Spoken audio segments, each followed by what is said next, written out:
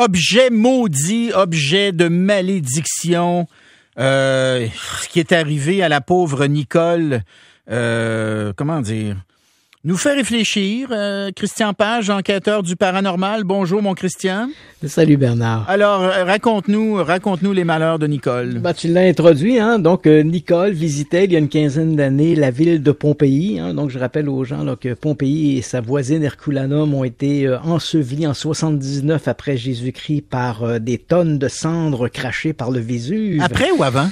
Après. Après? Okay. Après Jésus-Christ. Donc, ces deux villes sont recouvertes de cendres et l'incident s'est produit tellement abruptement que lorsque les archéologues vont mettre à jour finalement les deux villes, on va trouver sous cette couche de cendres, on va trouver les corps des gens. Ils sont comme figés dans le temps. Figés dans le temps, dans l'action du moment à cause de cette éruption. Donc, comme c'est une visite à ciel ouvert, Nicole, comme malheureusement beaucoup de touristes, puis on voit qu'on resserre de plus en plus les sites archéologiques, on resserre davantage ces règles-là. Lorsque c'est à ciel ouvert comme ça, bien évidemment, on peut chaparder à gauche, à droite, un petit morceau de roche, un petit morceau de ceci, cela. Donc, c'est ce que fait Nicole il y a une quinzaine d'années, et elle ramène donc ces objets. Il y avait des morceaux de poterie, une faïence.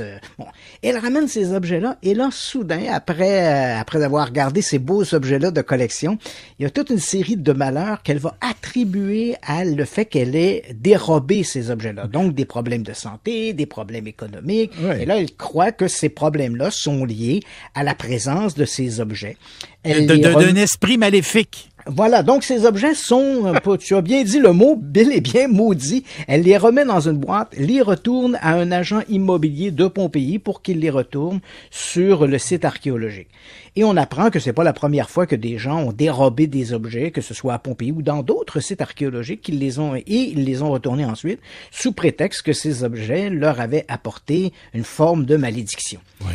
Et là, c'est vrai qu'on entre dans un univers qui est excessivement populaire dans l'univers du paranormal. Tu l'as bien mentionné, c'est cette idée que des objets pourraient être nimbés d'une espèce d'aura maléfique. Oui. Et quand on regarde ça, Bernard, c'est simplement une extension, en fait, de notre relation avec le sacré. Et c'est pas nouveau, hein. Dans la préhistoire, nos ancêtres faisaient des totems, des représentations de divinités, et ils croyaient que ces objets-là étaient nimbés de force divine. C'était le sacré. Et ça a toujours été, à travers l'histoire, cette idée d'avoir le sacré, donc que des objets puissent être habités par des forces divines. Mais tu comprends que si les objets peuvent être habités par des forces divines, ils ont leur pendant habités par des forces maléfiques. Ah ben oui. Et là, on entre dans un univers, comme je l'ai mentionné, excessivement populaire. La littérature sur les phénomènes paranormaux a une nomenclature d'objets qui vont d'artefacts, par exemple des morceaux, parce que tu sais que dans le processus de canonisation, de béatification de nos saints, l'Église va prendre un petit morceau du saint pour le conserver. Hein? C'est la relique du saint. Ben, il y en a qui ont déjà volé le cœur du frère André, tu te rappelles? Oui, absolument. Donc, conserver des reliques de nos saints en devenir, et même après, lorsqu'ils sont saints, ça a toujours fait partie, en fait, de la culture chrétienne depuis le 4e siècle, et ce n'est qu'une extension de ce sacré. Dans la littérature sur les phénomènes paranormaux, il y a plein d'objets que l'on dit être maudits. Hein. Moi-même, j'en ai quelques-uns. Mais j'aime bien les collectionner. Moi, j'ai une boîte chez moi qui aurait contenu un démon et qui porte malheur. Mais on a aussi des objets, par exemple, des objets qui auraient été tirés du tombeau de Toutankhamon, que l'on disait, par exemple, être maudits, d'où cette légende de la malédiction des pharaons.